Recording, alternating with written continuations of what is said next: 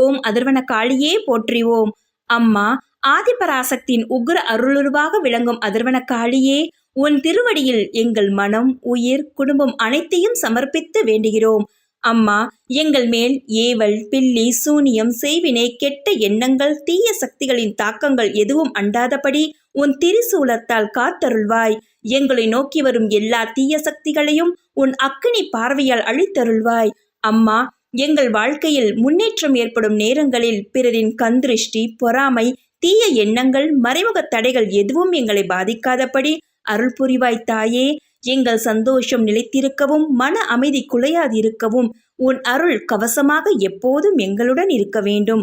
பிரத்யங்கரா தேவியே, பகலோ இரவோ எந்த நேரத்திலும் கண்ணுக்கு தெரியாத தீய சக்திகளிடம் இருந்து எங்களை பாதுகாக்கும் அரணாக நீ நிற்க வேண்டும்.